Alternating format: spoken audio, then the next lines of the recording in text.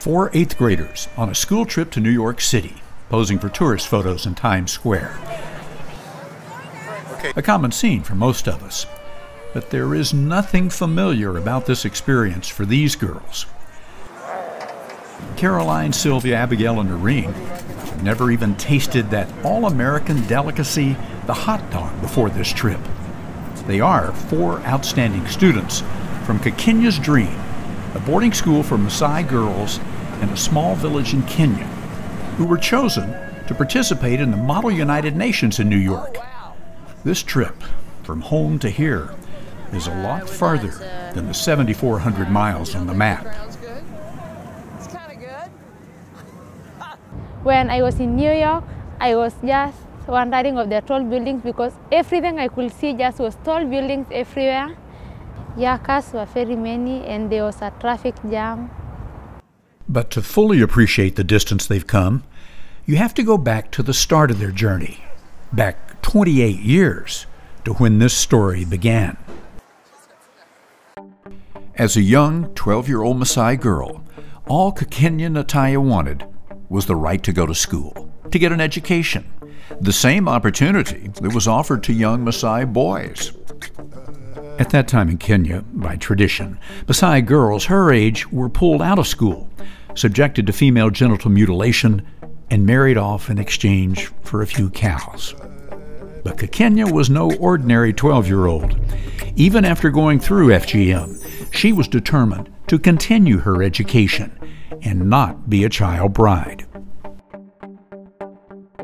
That was the beginning of a commitment to learning that would expand beyond her own PhD and become the dream of helping make education and equality available for all young girls in Kenya. And this is ground zero for making that dream a reality. A boarding school for girls on the edge of Inosan, the rural farming village where Kakenya grew up. Since its founding, hundreds of Maasai girls have attended Kakenya's Dream, and to date, not one has undergone FGM or become a child bride. Her first students have now graduated high school and are enrolled in college.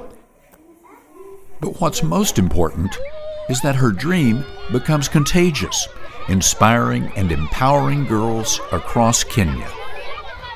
Sending four girls from a small town of dirt streets with more motorcycles than cars to the crowded sidewalks of New York City to become delegates to the Model United Nations is a powerful and visceral way of communicating to them the impossible is possible.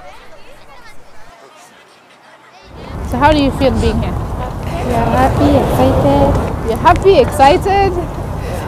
The girls' trip to the United States finished in Washington, D.C., with a tour of the National Mall, a history lesson, and a reminder from Kakenya that her dream isn't finished.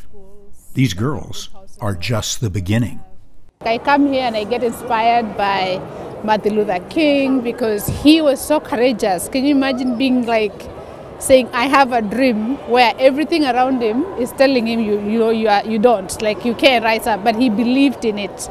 FGM and child marriage, those are like issues in our community. Women are not valued, yeah?